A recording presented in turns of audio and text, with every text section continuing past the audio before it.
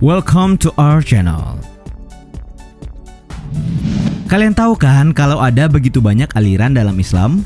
Aliran ini hadir dengan berbagai perspektif. Bahkan tidak jarang, masing-masing dari aliran itu saling mengiris atau berkontradiksi satu sama lain.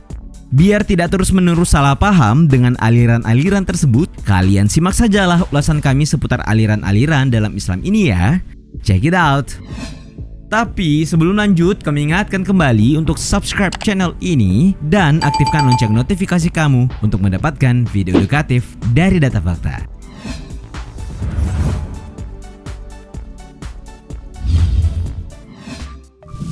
Sunni. Bagi yang beragama Islam, kalian tentu tidak asing dengan aliran yang satu ini. Ya, lengkapnya Ahlus Sunnah wal Jamaah atau sering disingkat Aswaja alias Sunni. Seperti diketahui, Sunni merupakan sekte muslim terbesar disebut Ahlus Sunnah wal Jamaah atau golongan yang menjalankan sunnah Nabi Muhammad SAW beserta sahabatnya. Ulama fikih dari ahli kalam serta tasawuf Ibnu Hajar al-Haytami menyatakan, yang dimaksud Ahlus Sunnah wal Jamaah ialah orang-orang yang mengikuti rumusan yang digagas oleh Imam Asy'ari dan Imam Maturidi. Sumber hukum dari aliran ini ialah Al-Quran dan Al-Hadis. Jamal J. Nasir dalam buku The Status of Women Islamic Law and Modern Islamic Legislation yang terbit pada tahun 1990 mengungkapkan, Sunni kadang-kadang disebut juga sebagai Islam Ortodoks. Nah, kalau kita cek data dari World Population Review, sekitar 90% atau sebanyak 1,5 miliar dari sekitar 1,9 miliar lebih populasi muslim di dunia, ternyata mereka merupakan kaum Sunni. Dengan kata lain, mazhab inilah yang merupakan mazhab terbesar di dunia. For your information, aliran ini terbagi dalam 4 mazhab, yaitu Maliki, Hanafi, Syafi'i, dan Hambali.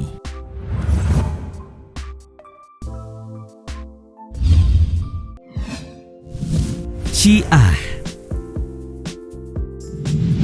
Seperti Sunni, kalian juga pastinya tahu kan aliran ini? Ya, Syiah inilah kepercayaan Islam yang mengikuti Khalifah Ali bin Abi Thalib. Menariknya, ada banyak yang berpendapat terkait kapan munculnya Syiah ini. Seperti pendapat para ulama Syiah, mereka mengatakan Syiah sudah ada sejak zaman Nabi Muhammad SAW. Pendapat lain dikemukakan intelektual Mesir Muhammad Abu Zahra. Ia mengatakan Syiah muncul di akhir pemerintahan Utsman bin Affan. Wallahu a'lam deh pastinya. Tapi kalau kita merujuk ke buku Syiah menurut Syiah nih, golongan ini meyakini bahwa yang seharusnya menjadi khalifah yang menggantikan Muhammad SAW adalah Ali bin Abi Thalib, bukan sahabat lainnya. Nah, dari keyakinan ini nih, akhirnya golongan Syiah hanya mengakui garis keturunan Nabi Muhammad SAW sebagai khalifah atau pemimpin Islam. Nah, keluarga Nabi inilah yang disebut sebagai Ahlul Bait. Uniknya, di dalam Syiah sendiri ada beberapa sekte nih, yaitu Syiah Itsna Asyariyah. Biasanya Syiah golongan ini dikenal dengan nama Syiah 12 Imam. Mayoritas Republik Islam Iran merupakan penganut terbesar golongan Itsna Asyariyah ini. Ada juga Syiah Zaidiyah, Syiah Zahiriyah, dan Syiah Al-Ibadiyah. Kalau kalian ke Iran, Irak, Lebanon, atau Suriah, nah kalian akan menemukan banyak sekali orang Syiah di sana.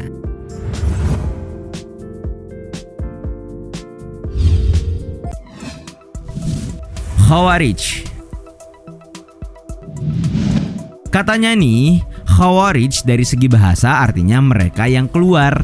Diasumsikan sebagai orang-orang yang keluar, mengungsi atau mengasingkan diri. Nah, nyatanya nih, orang Khawarij ini memang merupakan orang-orang yang keluar dari kelompok pendukung Ali karena tidak setuju adanya perdamaian antara Ali bin Abi Thalib dengan Muawiyah saat pertempuran Siffin pada 37 Hijriah. Nah, sebelumnya harus diketahui nih, kalau pada saat pemerintahan Khalifah Ali, kekuasaannya tidak sampai wilayah Syam. Saat itu wilayah Syam ini dipimpin oleh Muawiyah bin Abi Sufyan. Nah, perang Siffin itu adalah buntut dari perbedaan kedua pemerintahan tersebut. Tapi belakangan nih, Ali bin Abi Thalib malah berrekonsiliasi atau menerima ajuan perundingan Muawiyah bin Abi Sufyan. Ali menerima pengajuan arbitrase atau tahkim yang ternyata hasilnya malah mengangkat Muawiyah sebagai khalifah. Nah, maka marahlah sejumlah kelompok kepada Khalifah Ali. dan lahirlah kelompok Khawarij yang keluar atau membelot dari Ali ini. Parahnya nih, seorang Khawarij bernama Abdullah bin Muljam sampai-sampai mengakhiri hidup Khalifah Ali. Waktu itu sepupu Rasulullah ini hendak salat subuh. Abdullah bin Muljam tiba-tiba menerjang Ali dan berhasil melukai dahinya hingga sangat parah. Tidak berapa lama kemudian Ali wafat.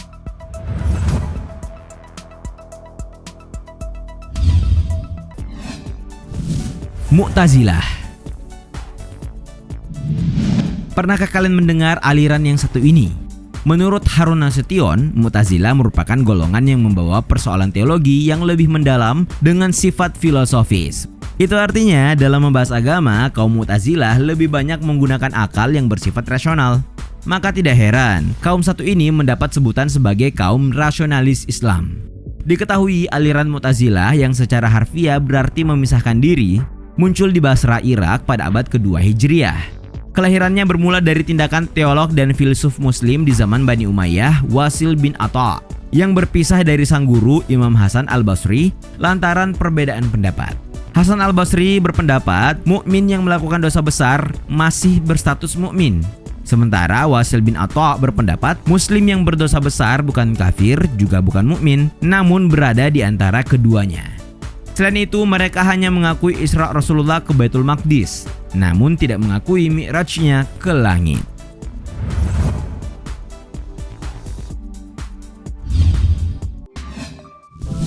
Murji'ah. Ini merupakan salah satu sekte dalam Islam yang mulanya muncul karena persoalan politik, tapi lama-kelamaan merambat ke soal teologis. Secara harfiah, Murji'ah berasal dari kata irja yang berarti menangguhkan. Jadi kelompok ini lahir pada masa maraknya takfiri atau saling kafir mengafirkan dalam Islam, pasca polemik politik antara pendukung Ali dan yang bukan pendukung Ali.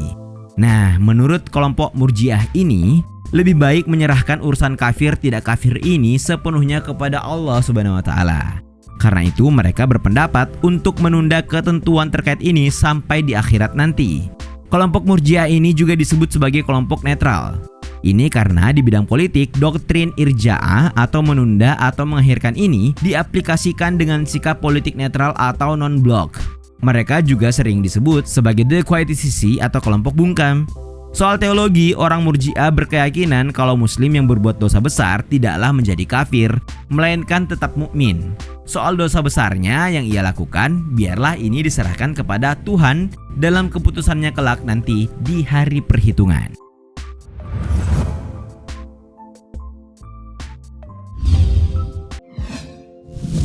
Qadariyah. Nah, kalau kalian sering dengar doktrin dalam Islam yang bilang begini, segala yang terjadi di dunia ini atas kehendak manusia, hidup manusia yang atur dan tentukan adalah manusia, Tuhan Allah yang Maha Esa tidak ikut campur atas kehidupan manusia itu. Nah, ini merupakan doktrin Qadariyah. Secara harfiah nih, Qadariyah berasal dari kata qadar yang berarti mampu atau berkuasa. Aliran Qadariyah merupakan paham yang didasarkan atas konsep qadar atau kuasa. Para penganut Qadariyah ini berpendapat manusia mempunyai kemerdekaan dan kebebasan dalam menentukan perjalanan hidupnya. Pandangan Qadariyah ini kabarnya bersumber dari Ma'bad al-Juhani dan Ghailan ad-Dimashqi. Mereka mengatakan kuasa manusia atas dirinya sendiri. Manusia menciptakan perbuatannya sendiri. Nah, kalau kalian bertanya bagaimana posisi Tuhan, Allah Subhanahu wa taala di sini, Tuhan tidak ada hubungannya sama sekali dengan perbuatan manusia. Tuhan hanya menciptakan manusia dan alam raya, terus membebaskan ciptaannya itu untuk menjalani kehidupan mereka. Bagi para teolog Islam, Qadariyah dikategorikan sebagai kelompok yang memahami keberadaan makhluk berdasarkan konsep free will atau kehendak bebas.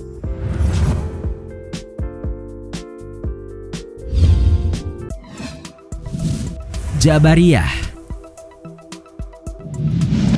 Nah, kalau tadi Qadariyah membebaskan kehendak manusia dan meminimalisasi peran Tuhan, kalau dalam aliran Jabariyah ini justru mengatakan hal yang sebaliknya. Secara harfiah, Jabariyah asalnya dari kata Jabr yang mempunyai arti paksaan. Aliran ini dimunculkan pertama kali oleh Jahm bin Safwan pada tahun 131 Hijriah, sekretaris Shuraid al-Qadi yang diketahui memberontak pada Bani Umayyah di Khurasan. Disebut-sebut dalam aliran ini terdapat paham yang dipercaya bahwa manusia mengerjakan perbuatan dalam keadaan terpaksa. Dengan kata lain, manusia tidak memiliki kemerdekaan dalam menentukan kehendak maupun perbuatannya. Pasalnya, perbuatan-perbuatan manusia menurut kaum Jabariyah sudah ditentukan dari semula oleh qada dan qadar Tuhan. Itulah beberapa aliran dalam Islam di dunia yang pernah ada. Namun, tidak semua aliran tersebut masih ada hingga kini. Bagaimana menurut kalian?